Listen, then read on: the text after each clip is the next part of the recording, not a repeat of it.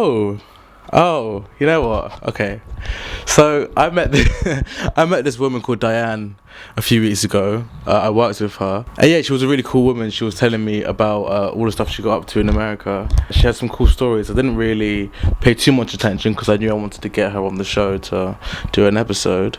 Maybe I'll give her a call and see. Actually, no, I want to wait because she'll be a good one, and I'll wait for the right time. I do want to get two in. Nah, fuck it. I want to get two in. I'm going to call her. I wanted to do one this weekend and I couldn't. So if I can do two this weekend, come on. Hi, Dan. It's Ali. How you doing? Oh, I'm all right, honey. How are you? I'm good, thank you. How have you been the last few weeks? Oh, that's not bad. I got recovered. Oh, good. Yeah. So maybe if I give you a call next Monday or something, see how your weekend's gone with the dog and everything, then maybe we can take it from there. Yeah, it would be fine. Wandsworth area, yeah? Say that, yeah, around that area, yeah. Yeah, perfect. Amazing. Well, I'll give you a call next week then, and we'll see how everything's going. Perfect. Oh, I'm so glad to hear from you. Yeah, it's good to hear from you too. Take care. You too, okay. You too. You too. Bye-bye. Bye-bye. Bye. Aww. Let me write your name down. Episode 6, baby. Episode 6 of Diana. I called her earlier this week. She said she's down. We booked studio in Wandsworth. First one in the studio. I've just had a lovely lie-in, which I haven't had in the longest time. I'm gonna get ready soon and make my way. So yeah, kind of a chill one, planning-wise. So let's do it.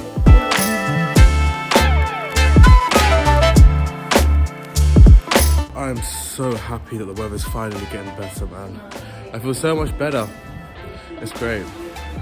Weather, sun. Yeah, summer. Summer's finally here.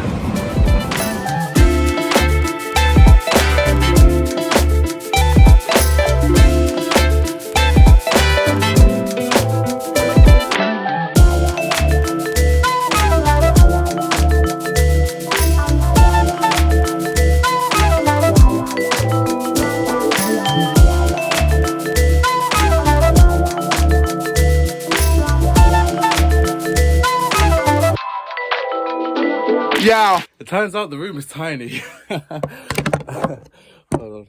The room is really tiny, but it's got 2 chairs, so it's good enough.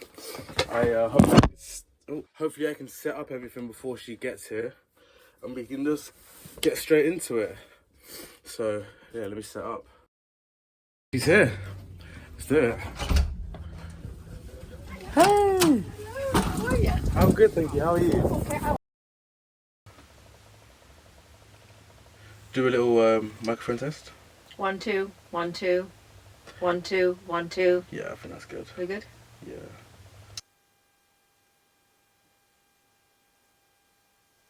1 2 1 2 1 2. Cool. Good. God. How are you today? I'm fine. I'm good. Good to go.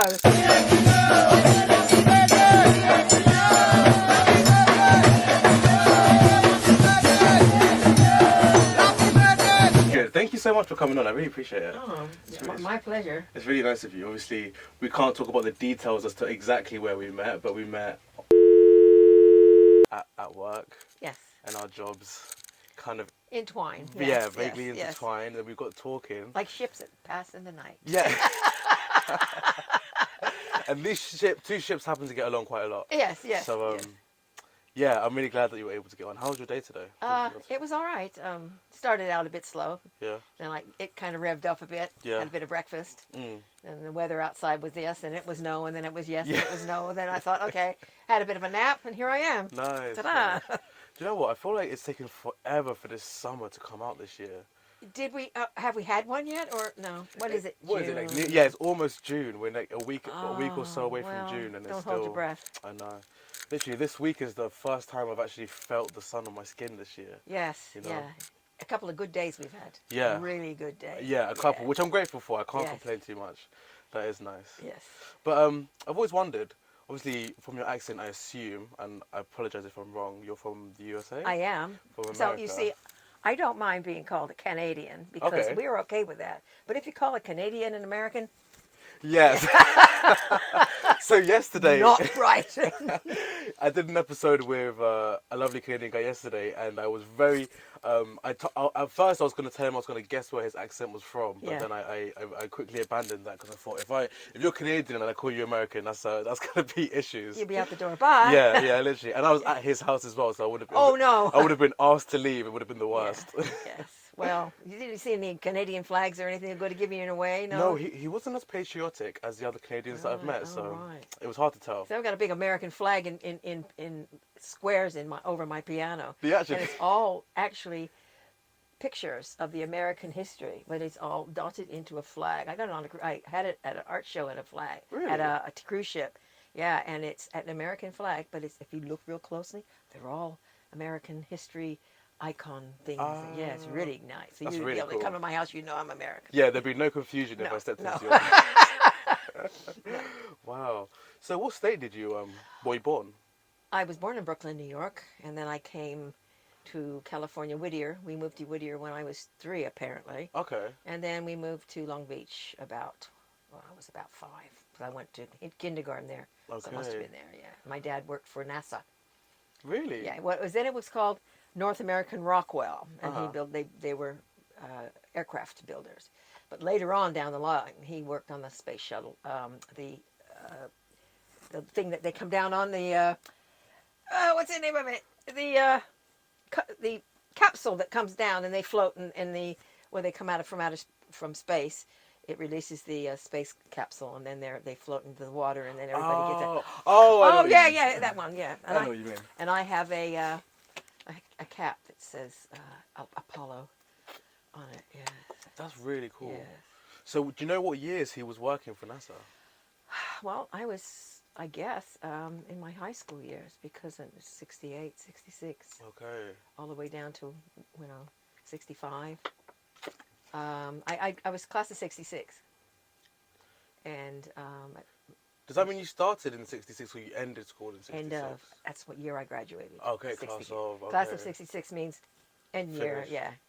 And that's when you have your graduation. Yeah. Everybody throws their head up in the air. Okay. You get a little tassel, which I have somewhere still.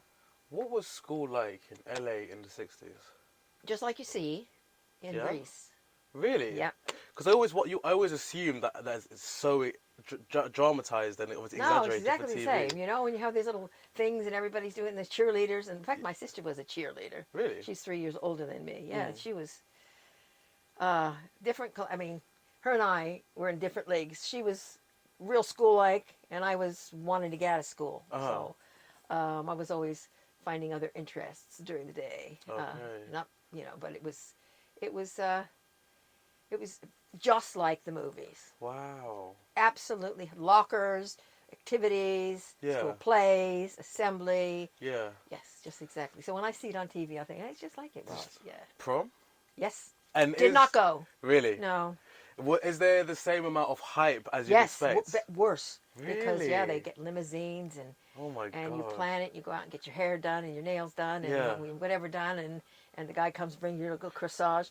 Unfortunately, nobody asked me. Oh. No, it's because I was into the Beatles and and other things. And, there was a guy who used to go to our school called James Fadden, but he used to be in a group called the Nitty Gritty Dirt Band. And he used to sit next to me during lunch, and I would say to him, "Look, James," I said, "why don't you like the Beatles?" And he said, "Because," he said, "I've got my band." I said, "Oh, you're never going to get anywhere with the Nitty Gritty Dirt Band." Yeah. Eat my words. Yes, they're very popular now in the United States. Really? Yeah, they have been for years. Yeah. Oh god. So I was all interested in that. Yeah. So I was never. You had to be in a certain clique, and everybody, going out with each other, and then you got your date. Yeah. And you went to the prom, and the limousine came to your house. Yeah, you know. yeah. So I hear, because I wasn't there. Yeah. I didn't go. So you had to be a part of certain cliques to Well, be... yeah, they had their. You see the things you see about the alpha, gamma, whatever. Yeah. Yeah. Yeah, Well, yeah. they were all different groups that were in high school in your senior year, and if you weren't in it, you were in someone else, and if Yeah. you weren't in something else, you weren't in it at all. So they had the They had the book club and the sororities. They were all different sororities that Yeah. they used to use. But yeah, no, I was. You know, it's funny because now I found them all on Facebook, and they go, "Oh, Diane, how are you? How are you?" Oh, man, you didn't even like me when I was in high school. Why are you Yeah. saying hello? But it's so bad. And they're all reaching out to Yeah, you yeah, now. they're all because God. yeah. Oh, so it's funny, but I'm watching them sadly die off as we go along because they're in the 70s. So, Yeah, yeah. it's kind of sad, really. But I remember some of them, and I remember them not wanting to be my friend. Yeah. And now, you know, oh, it's so nice to see you. It's so nice. Yeah. Oh, yeah. No. So that does that just feel not genuine at all when these people are I reaching think out they to you? forget.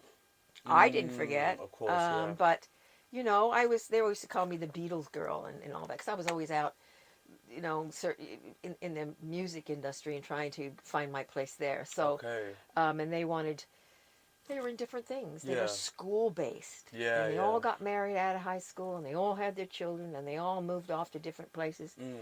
And I came to England in I was in class of 66. Yeah. My sister got married in 68. Mhm. I had to stay around for the wedding. I went out and got a job. Yeah. But in between that, I worked at the Whiskey A Go-Go Okay. in Hollywood. And I wasn't old enough. You weren't old enough? No. So how old were you when you started working at this place? Okay. Are you familiar with the Whiskey A Go-Go? No, so tell me about the okay. Whiskey Oh, my Go-Go. God. Okay. Jim Morrison, all the major groups that were nobody started there. Okay. They would like perform that? Yes, Okay. it's a big, and so what I did was, that when you could, then I went and got me a fake ID, Okay. and I bumped myself up a couple of years because you had to be 21. Yeah. And how old were you then? 18? 18. Yeah. So I had to bump myself up, and I went to live in Hollywood in between that time. So I graduated high school, went to live in Hollywood, came back. My sister got married, and I came over to England. So it kind of Okay. was. I had to stick around. Yeah. Italian family, had to stick around for the wedding. Oh, I see. Yeah. I So see. so I worked at the Whiskey Go-Go before I came I had to work at. Went to the Whiskey Go-Go, came back, lived in Long Beach for a while, and then worked my butt off so I could save to come to England. I see. I see. So how long, all in all, were you at the Whiskey Go-Go?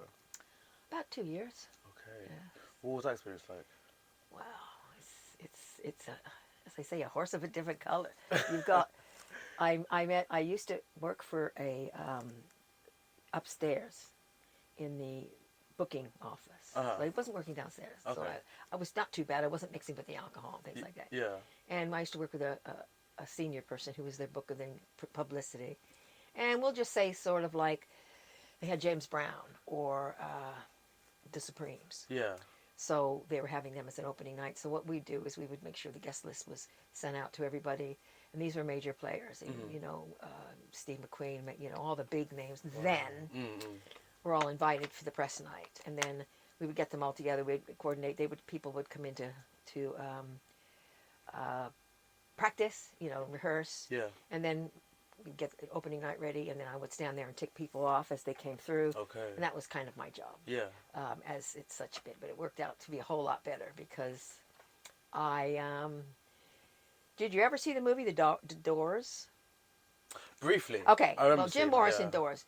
Big scene in there where he gets really nasty with the microphone, you know, and has a kind of a sexual thing with it, and he's and Elmer Valentine, who's the owner, he throws him off. Yeah. And throws him out of the club. And that really happened. Really? Because I was there that night. Really? In the thing. Oh my God, what's happened? No. So yeah, and so it was a case of it was really great because I got to meet a lot of people off the offshoots of that. Okay. Which was one of them was Elvis Presley. So it was. You met Elvis I Presley? did. You met Elvis I Presley? did. You really I did? sat next to him. I did. Tell me the story. So Okay. was he performing there? No. What happened was I met at one. There was. Sorry, before we carry on, let me Okay. check these mics. Okay. Yep. And good. Okay. Carry on. So working there, a lot of people came Yeah. in there. There was always Rod Stewart, the Doors, the Rolling Stones. You know, people coming in all the time because Yeah. that's what they did. It was the place to go, similar to the Marquee Club here at that time. And so you're a baby. You weren't even thought of yet. I feel so old. But anyway, and There was a really nice, he was a character actor called Norman Rossington. Mm-hmm. And he had played the Beatles' road manager in A Hard Day's Night. Okay. And he'd come in he was working at MGM, which is not too far away.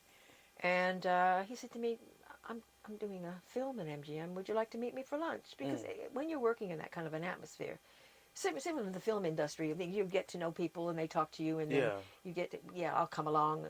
So I said, sure. So I knew how to work at the Whiskey that afternoon. Mm-hmm. So I dressed real casual. Yeah. Real casual. Jeans, tank top. Drove up, met him for lunch, walked in, and he kind of looked at me thinking, I guess she really doesn't know what she's about to encounter, but that's okay. Had lunch, took me and sat me in front of where we are now, and there's a big movie screen there, a backdrop. And he does his scene with an actor called Chips Rafferty. And I'm sitting there, I have no idea what this film is, no idea why I'm there. I'm just coming along for the ride, had a nice day at the film studio. So he says, wait there, I'll be back in a minute. So I'm sitting there, and he walks forward me. Right behind him is Elvis. Oh. So he says, Elvis, I'd like you to meet a friend of mine, Dianne. He said, hello, Dianne. He shook my hand, sat down next to me. And I'm thinking, my sister would know, if she knew this, she would be dying, because she was an Elvis fan. I was a Beatles fan. So I wasn't that besotted. And he had the deepest blue eyes and the darkest hair. Really?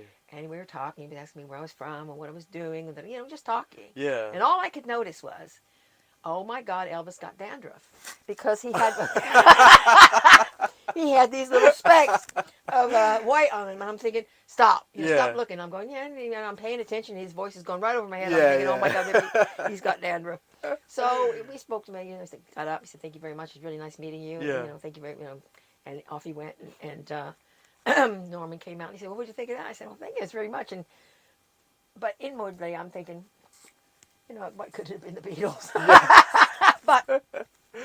But it was nice. Yeah. And I just all I could say, my sister said, you're not going to believe this. Yeah. I met Elvis Presley. You didn't? Yeah, but he's got dandruff. Yeah, but that was my encounter with Elvis Presley. But from there, working at the Whiskey, that's how you met people. Yeah. And there was another great time where Elmer was supposed to go to the Monterey Pop Festival. Now, you've heard of that, haven't you? Monterey Pop Festival, The Who. Oh, you're so young. Anyway. I can't say I have. Okay, but anyway, so... Educate me. Okay, Jimi Hendrix? Yep. Okay. So, Elmer says, if you can get up there by 5 o'clock, San Francisco, it's about a 5-6 hour drive. You can have my room, enjoy yourself. I'm not going to go. But you got to be there before 6, otherwise they give my room away. But I've had them hold it till 6, 7 o'clock. Yeah. So we raced up there. Of course, we got there late, and Jimi Hendrix had it. So of course, when we knocked on the door, we went and they said, "Oh, Jimi Hendrix has got your room, or your room's been given away," but they didn't say who it was. So I said, "Let's go see who it is." Yeah. So we knocked on the door, and then there he was. And I said, "He said, no, come in." He said, "Well, I said we were supposed to stay here." That's all right. You can stay with us. Oh. So yeah. So there was me, my girlfriend Victoria, and Jimi Hendrix in the bed. In the night. You guys spend the night together? You slept? Because Damn. Yes. Because she kind of fancied him, and I said, "You sleep next to him." Nothing happened or anything like that. But she, he had that was his first gig. That was the first time he had played that people actually saw who he was and how good he was. Yeah. Wow. So was he? He wasn't as how we know him today at that time. No. But was he known at all? Very, very. In fact, if you research this, you'll find that nobody even knew. A lot of people had just about heard of him, or didn't know who he was until he got out of that stage and did his stuff. And that was it. So following that performance is when he really kick-started. Apparently so. And you slept in the bed with him. I did. Just before that that's kickstart. It. Mm-hmm. Maybe you gave him that energy he needed. I didn't, but I'm sure Victoria was, because she had long blonde hair. Oh yeah, and she had the hots for him, so I'm sure that helped. He was just nice. He had no interest in trying to do anything. He just was just nice. Wow. He was interested. He was probably a bit nervous. Wow. Yeah.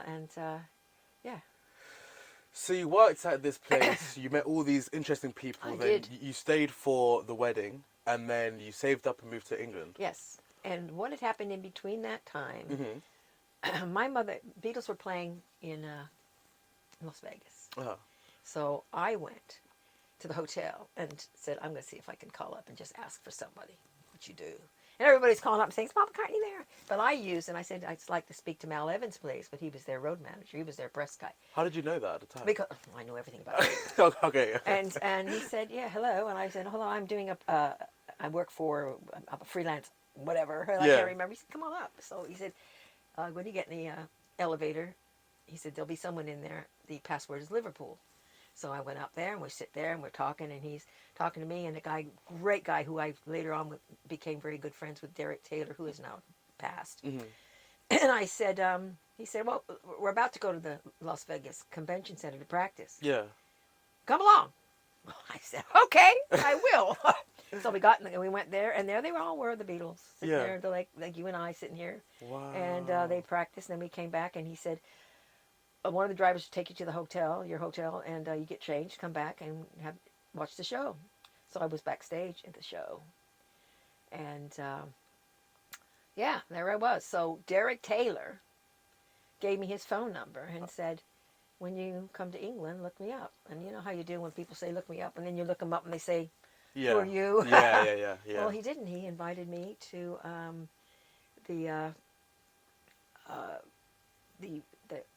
where they were staying, and I had a great time with them in California. And then I went to England, and I went to Apple. He invited us to come to Apple. Wow. And I hung out in Apple. And the day that the Beatles were up on the roof doing their thing on the Apple roof, I was downstairs. Wow. Yeah, so I was always either one step ahead or one step behind. But it was great, and I followed through, and I had it was my younger years. Yeah. And then, of course, after about 3 years, I'd met somebody, had a child, came back to the Long Beach, and then subsequently got divorced, remarried to another English, because I've been married twice, and they've both been English. And he said we lived in Culver City, and then we had over there, if a landlord decided he would, similar to what it's getting like here, if he wants to ask you to move, or raise the rent, he can, and it went like double. So he said, we're just going to sell up and we're going to go to England. Wow. So we did, and here I am, and I never went back. And so how long ago was that final move here? 1979. 79, okay. And then you've been here ever since? I have. Wow. That's a fascinating story. I'd love to break it down into sections if that's cool with you. That's fine. I want to talk about that time when you were 18, living in LA and working at, remind me of is it Disco Roller Go-Go? What's the name of the place? Whiskey A Go-Go. Whiskey A Go-Go. Yes. So it seems like by insane chance you got in the presence of so many of these big figures, and then eventually get into this group, to this band that you ultimately loved. Yeah, it got me. Yeah. I imagine that not everyone can just go out and do this. No. Especially at an age where you weren't even allowed to be there. You weren't even old enough to be there. So to me that makes me... I get the police come and arrest me now. Literally. To me that makes me feel like you must be a really scrappy, like determined absolutely, person. yes. So what was the final thought? What was your thought process when you knew you wanted to go there but you weren't old enough? Like, because so many people probably feel that way but wouldn't go as far as to hiring a fake ID. So what separated you from those people? Well, you had to be 21 to get in anywhere. Yeah. So that was number one. Yeah. And because I was 18, coming up to 19, you couldn't go anywhere because it's all 21. Everywhere you go, you got carded. So if you even went to some restaurant, if you had asked for something to drink, even if you were of that age, they still asked for your ID. So it's their legal responsibility. Yeah. So I thought, how do I do this? And I went to great lengths, and I said, how can I do this? And at that time, you didn't need, I'm going to get myself arrested, but you didn't need an ID to go and get your driver's license. Okay. So I went through the whole test. Yeah. Took the driving test and got my ID with my newer age on. Okay. And that was it. And what was the driving force for doing all of this? Because you wanted to be in Hollywood? Yes. I did not want to be a normal high school student. Yeah.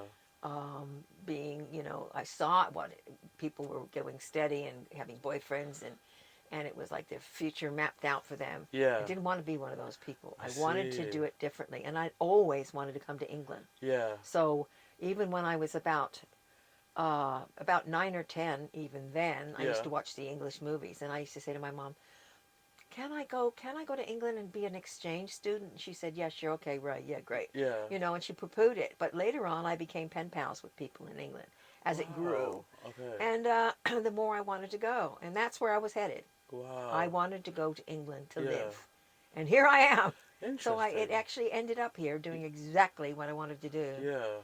Which not everybody gets to do. Yeah. And it really sounds like your insatiable drive towards what you want to do, Yes. regardless of what the restrictions are, Yes. really brought you there Even eventually. to break the law a little. Yeah. But it's I guess it's just like anybody now who wants to become an actor, and they pursue it, and they'll do everything, even lose their family over things. And say a dad wants his son to be an architect, but he Yeah. wants to be in theater. Yeah.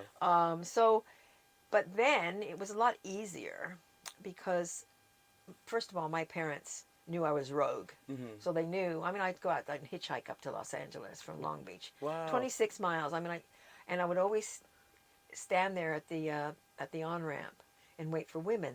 Okay. Yeah. So I'd see a man go, and then women come, and I'd take my foot and wait for a man. And then I'd have to give him this horrible horrible saying this, but I say, my mom, I'm on my way to see my mother in hospital. Oh, okay. And they drive me all the way to where I wanted to go. Oh, nice. So I was always inclined to want to do that. Okay. And now they would you might call them, then they might call them groupies, but I wasn't that inclined. I didn't want to sleep with anybody. I didn't want to, no, I That was wasn't going to be one of my questions, yeah. Yeah, no, I wasn't the agenda. Yeah. A lot of people just wanted to sleep with a star. Or sleep Yeah, with yeah. No, I just wanted to be in their presence. Yeah, in their presence. And I Yeah. wanted to, just to be one of the guys, one of them. Interesting. Yeah, and it wasn't, I mean, a lot of people, a lot of the people that I hung out with didn't think twice about hopping into bed with people. Yeah. And, that's okay. If that's, but not what I wanted to do. Yeah. And, I mean, I had become friends with David Crosby. He was in the Birds. He recently passed. And I used to go in his house and sleep in his bed up in Laurel Canyon. And we were friends. And he would say, I'd say, and he'd say, no, we're good. And we had a great relationship. And I didn't want to spoil that. Yeah. You see, and I thought, once you sleep with somebody, and like I say, it's okay for some, and that's good, but I wasn't that type of person. Yeah.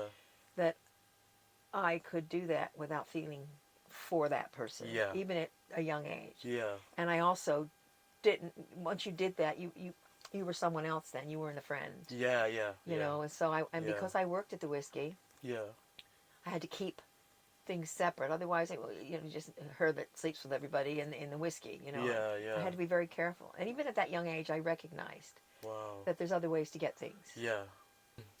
This journey that's landed you in London, in this place, all started with old school English movies and the Beatles. Yes, exactly. And yeah, I can't say, why I fell in love with England, because like I said, when I first came here, and I thought, oh my God, there's no fridge. Yeah, there's no TV. There's no TV. It goes off at 4 o'clock in the afternoon, at 12 o'clock, doesn't come back on until 6. That's what it was. Did it? Yep. It used to go off at 12 o'clock noon and have a break, and then it come back on at 6 o'clock. No, I never knew that. Yeah, well, Interesting. yes. I remember drinking milk, and it was like, I thought, oh my God, there's some bits on the top. But it was like, because the way they did it, it was cream on the top. Yeah. And I didn't drink milk for 2 years.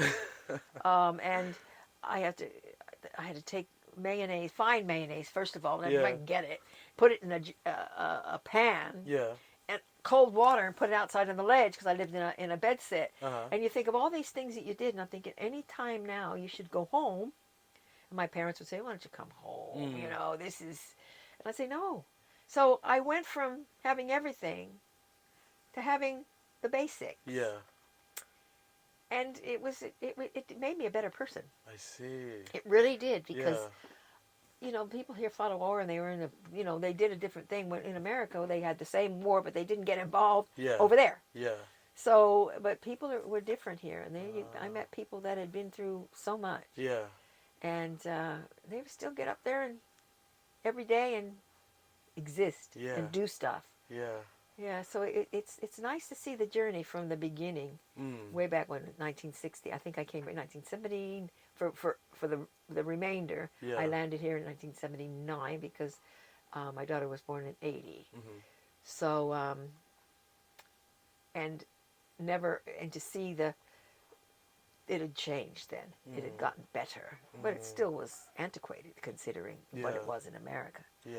But at the end of the day, I don't know. I can't say it's worked for a lot of people now. Yeah. Because things have changed. But it definitely made me a better person. Yeah. And it made me more tolerant. Yeah. And more, instead of tunnel vision, looking more on a wider scale, stepping outside the box, as they say. Yeah. I see.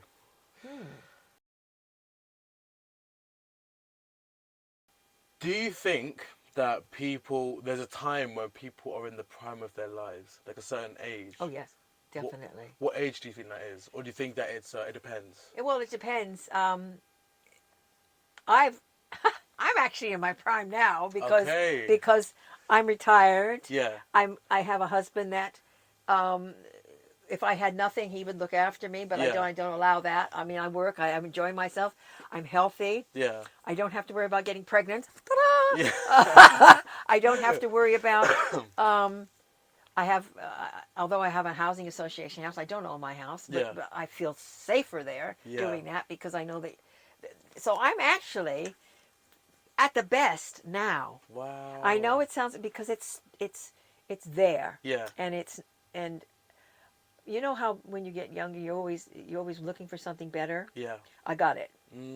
I've achieved so much. Wow. And it plateaus, and then it's down here now, and it's up. Yeah. It didn't go down. I see. It's right at that level. So to me, this is it. I think that's beautiful. I think that's amazing. This is it. I think a lot of people need to hear that as well. Need to know that there are people that feel that way. Yes. Do you wish you were older or younger than you are right now, or the exact age you are right now? Well, I wish I was younger because I wish I had more time. But then again, what's time? I mean, you can die at any time. You know what I mean? Yeah. So Yeah. age, yeah. If I have to stick to what I had, I wouldn't have what I had if I was younger. Yeah. So yeah, I'm okay with this. Yeah. Okay. And I think the way the world's going now, probably wouldn't want to go backwards. I definitely would want to go forwards. Yeah. Oh yeah. Fuck that. How many pairs of shoes do you own? About 15, 50. 50. Yeah, okay, wait. Okay, let's put it in perspective. Okay. I've got about 30 pairs of shoes and only wear about 5 of them. Okay. So it's the ones you buy, you think, oh, and then you wear them in 10 minutes, you think, oh no, these are not going to work. I'm one of those type of people that, like so a bargain. So one wearers. Oh yeah, one timers. Okay.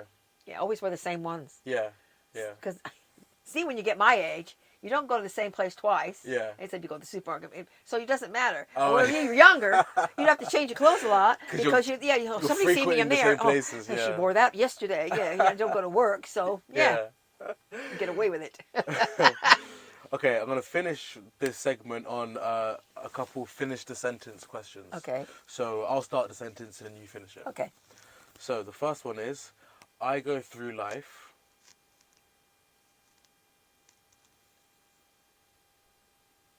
I go through life blessed.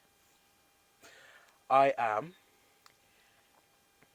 very fortunate and blessed again. You know, I have to say, if I have to repeat. Yeah.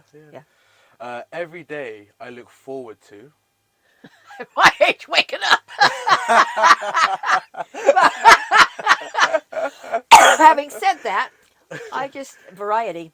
Because I don't have to be, except for when I'm working, don't have to be anywhere. And I think, oh, I don't have anything to do today. So what will I do today? Yeah, what will I do today? And if I want to sit around in my nightgown all day, I can. Yeah. Which is nice. I love that. Every day I wake up with the intention to... be more patient. Oh. Because sometimes I get, I want things rushed. And I think I've learned now in your age, when you get older, that what's the worst that can happen if you're late? Yeah. Nothing. Mm. So yeah, but it's that still the anxiety of thinking, oh, if I'm like, because I'm a very on time person, and but yeah. Yeah. Okay. So, and the last question, or the last finish the sentence is, when I think about my life, I say to myself, What a ride! that's perfect. Yeah. Lovely. My question is to you, what would you like to know about your life after the fact? So if I was in front of this screen, Yeah. first thing I would ask them is, did I do okay? Because, did I achieve what I was supposed to achieve, or was there something that I should have done? Interesting. And I would also want to ask, will I really see these people again? Will I catch up with the vision that people always say that when you die, you see everybody? Because I've been Yeah. to seances and I know that they are there. Wow. I've had it happen in front of me with my daughter, and I have also had it happen when I went to a seance with way back years ago to a neighbor, and I went to a spiritualist, and she said to me, I see little white dogs. They're all waiting for you. And I have Westies, and they had all, over the years had died, and they're all. And how did she know that? Wow. So I know that there's something there. Yeah. So that would be my next step: is when do I get to see everybody? Okay. When do I get to move into that realm? Yeah. But I would just want to know because what you say about the steps and things like that, and everybody, I think that would bother me, because I would think, well, oh, she didn't love me as much. He didn't love me as you know what so I you mean? wouldn't necessarily want to know No, things I don't like want to know that. Ah. I would just want to know, was there anything that I should have done, could have done better? Yeah. I know that the answers to some of these questions. I could have been more interested in my children, gone to more of their school stuff, but I didn't. I was preoccupied with other stuff. Yeah. But it didn't mean that I didn't love them. I mean, I just wasn't one of the type of moms, that did that. Yeah. But I would, that would be my main thing, because I have, I too am preoccupied with what happens when you die, and I would want to know, at that moment, do you actually see? Are you there in spirit, and can you really see? Yeah. Because people say that they see themselves going up, and they've been looking down at themselves. But I would want to know if it's really as final as it's supposed to be, and do you get to come back? Yeah. Oh, okay. Wow. Because if it does, I don't want to go through the schooling part. Yeah, I hated school. Can we decide where we jump in at? That would be nice. And don't send me back as a worm or something, But yeah, I would. And do we get to choose what we come back as? But yeah, so it's things like that. But I'm also, I've always thought about that. What happens? Yeah. Somebody said, I read it the other day. Somebody said, what happened? Do you really something about death? And say, yeah. Is it really not? Is you not see any? What happens when you die? And somebody said, loads of stuff, except you ain't there to see it. I've never heard that before. That's a good one. That's good. I like that. I just read it today. I went, oh my God, how awful. I like that a lot. Yeah. Now, thank you for that, because I've asked hundreds of people this question. Most people come up with things that I already thought of myself. Sometimes, occasionally, someone will think of something that I haven't really thought about, but no one has ever said any of that stuff and actually thought of, even though it's the death of your physical body, actually thought of using this space to think about moving forward. What's next, and what's in store for me moving forward, even more so, as opposed to looking back on your life and obsessing over what could have been or what was. Just moving forward and seeing what's next in store for you. And that's the whole reason that I like asking this question and just seeing people's perspectives. It sounds different. I mean, you surprised me with what you actually thought you would ask, about people. Did they really love you, or did they, and that wouldn't even enter my head. I would want to say, well, okay, now what? See, this is exactly why I like to ask it, because everyone has such a different understanding and thought process towards it. Yeah. Some people say some really funny things, like really silly things, but Yeah, I really like that. I'm really glad that you said that. Yeah. Well, That's great. I would have to know because I don't. It's irrelevant, isn't it, about Yeah. what you did already? I just Yeah, wanted to yeah. know. Okay, I've done this. I should have done. Could I? And they say, well, you did all right. You could have done this. I thought, okay, well, next, what happens next? Yeah, yeah, Where do we go from here? Type of yeah. thing. Do I get in line and wait for the regeneration and I get to be born again, or do I get to see these people, or where are my dogs and things like that, or is it all been a bit hype? Is it a big hype and is this it? Yeah. Because if so, I have some complaints. Yeah. Well, hey, you have to rewrite it because Yeah. yeah, exactly. No, you can't. It's not. No, it's supposed to end that way. Yeah. Yes. Well, I have to say, Dianne, thank you so much for coming. It's very It's nice been to know great. you. And yeah. It's been a great fun. And yeah, we definitely have to have you back again. Oh, well, that would be great. I'd be happy to be back. I got loads more that I could tell you. Perfect. Thank Yes. you. Thank you for coming. It's great. Thank you very much for having me. We'll see you guys next week. Thank you so much. Oh, great. That was amazing. That was a great fucking episode. But I am so fucking annoyed that the cameras keep cutting out. I don't understand why. This is so annoying, man. Oh my god. Oh, why do the cameras keep cutting out? You son of a bitch, man. I need someone who knows better than me with all this camera stuff. Someone help me, please.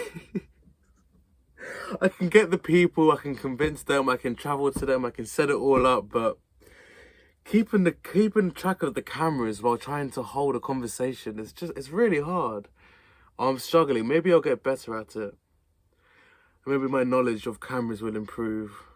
But god damn, man. Literally, I went up to check the camera and it had already stopped. I have no idea how long it was stopped for. I need to learn. I need to learn. I need to get better at this. But anyway, that was a good episode. That was a sick episode. I'm really happy about that. Well done. Well done to all of us. Good one. Good job. Good stuff. Oh, now let's go home and chill out. Got work on Monday. No, work on Tuesday.